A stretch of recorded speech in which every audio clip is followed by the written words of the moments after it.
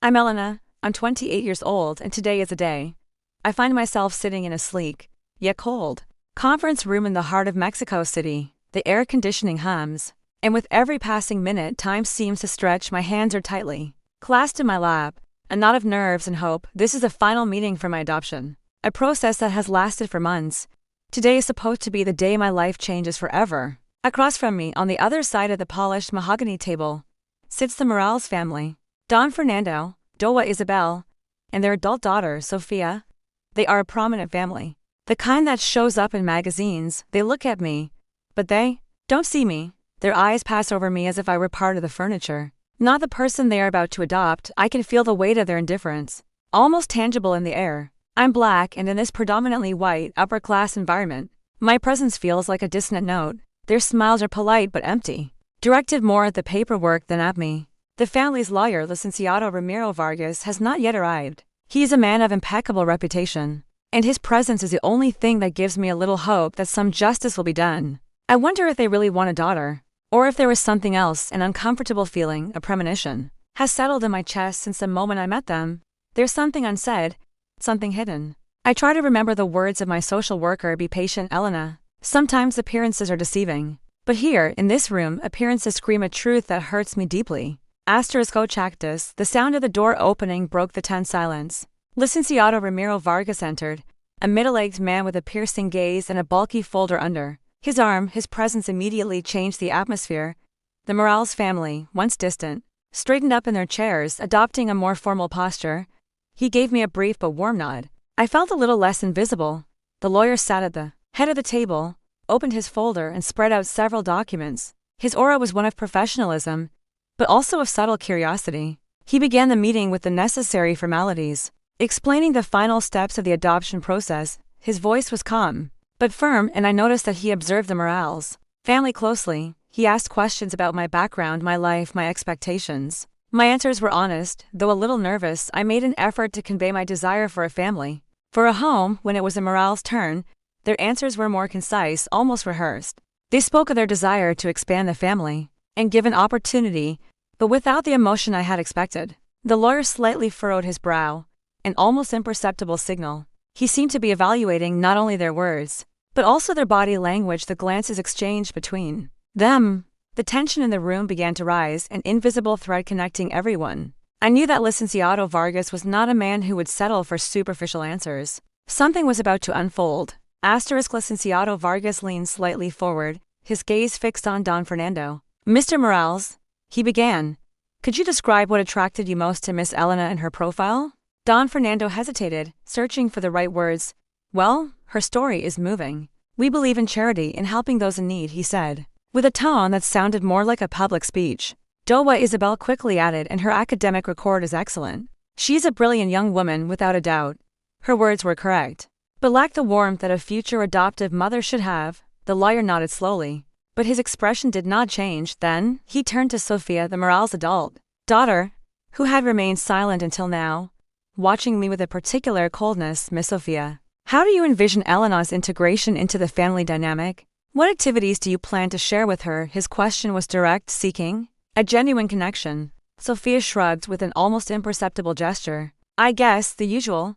Family dinners, maybe some trips. She is an adult, she will adapt. She responded, with an indifference that hurt me. I felt a stab in my heart. Her words confirmed my fear. They did not see me as a daughter, but as an obligation. An adult who was expected to fit in effortlessly, without love. Licenciado Vargas noticed my reaction. He gave me a quick glance, almost as an apology, before focusing again on the Morales family. The discomfort in the room was palpable, and the lawyer was not ignoring it. Licenciado Vargas abruptly changed the subject. Miss Sofia, I understand that you are the main advocate for this adoption. Is that correct? His question took everyone by surprise. Sofia stiffened. Well, yes. My parents have always been generous, and I believe in good works, she said. Avoiding my gaze and the lawyer's, her voice sounded forced. I understand, the lawyer replied, with a tone that suggested he didn't fully understand. And is there any particular reason why adopting an adult, specifically, interests you so much? A heavy silence fell over the room. Don Fernando and Doa Isabel exchanged a nervous glance. Sofia pressed her lips together, her face turning a bit paler. It's just a matter of principles. We want to help, Sofia stammered. her voice losing composure. Her eyes shifted to a fixed point on the wall, as if seeking an answer there, but the lawyer wouldn't let her off the hook. I understand, and could you explain why Elena's profile, with her background, was the one that attracted you most? There are many adult profiles available. Sophia fidgeted in her chair. No. There's no specific reason. It was a coincidence. Her story, as my father said, moved us. She responded quickly, betraying her nervousness. I felt a chill. The way Sophia avoided the subject of my race, her discomfort, told me there was something more. The lawyer had noticed it too. The secret was about to surface. Licenciado Vargas didn't stop. He pulled out a document from his folder, a copy of my adoption file, and placed it on the table. Here it specifies that Elena is of Afro-Mexican descent, Miss Sophia. In your initial notes to the adoption agency, you specifically requested a profile with cultural and ethnic diversity. Could you clarify what you meant by that? Sophia abruptly stood up, almost knocking over her chair. This is ridiculous. We're here for an adoption, not an interrogation about my personal preferences, she exclaimed, her voice trembling. Don Fernando tried to calm her down. Sophia, please sit down. Licenciado Vargas is just doing his job. But his tone was one of warning, not comfort. The lawyer remained calm. With all due respect, Miss Sophia, my job is to ensure that this adoption is for the right reasons and in the best interest of all parties involved. Your insistence on a profile with diversity is unusual for an adult adoption. We want to understand the motivation behind it, he continued, his gaze firm and unblinking. Sophia sat back down, but her face was contorted with anger and fear. She muttered something inaudible, refusing to respond directly. The tension was almost unbearable. My heart raced. The lawyer was uncovering something, a hidden motive that the Morales family wanted to keep buried. I knew the truth, painful as it was near. Licenciado Vargas sighed. Miss Sophia, I have here an excerpt from a will. The will of your grandmother, Mrs. Elena Morales, who passed away 6 months ago. The name of the grandmother, Elena, echoed through the room. Sophia turned even paler and her parents froze, their eyes fixed on the lawyer, as if expecting a blow. In this will, Mrs. Elena Morales stipulates that a significant part of her inheritance, specifically a property worth several million pesos, would be bequeathed to an Elena Morales, and here is the key clause, the lawyer continued, reading aloud. Provided that this Elena Morales is a person of African descent, legally adopted into the Morales family. A thunderous silence filled the room. My mind tried to process what I had just heard. My name, my origin, and inheritance, everything clicked into place in a terrifying and revealing way. Sophia exploded. This is crazy. My grandmother was always eccentric. She wanted to fix a mistake from her past and injustice, according to her, but it's absurd. Her words were a mix of rage and desperation.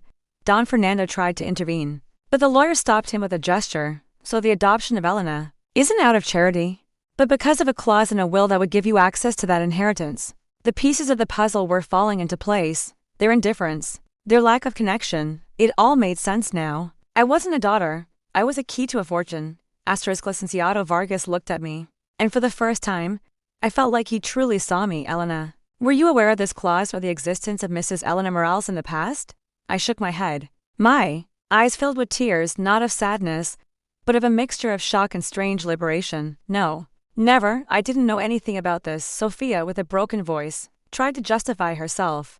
It's not that simple. Grandma was always difficult. She wanted someone to honor a friend from her youth, a black woman she had disappointed. She thought that by adopting an Elena of African descent, she would redeem herself. It's a sentimental madness that's costing us a fortune if we don't fulfill it, she exclaimed. With resentment. Dowa Isabel finally spoke, her voice low. We knew it wasn't ideal, but the family's financial situation and the property is very valuable. We thought it would be a mutual agreement.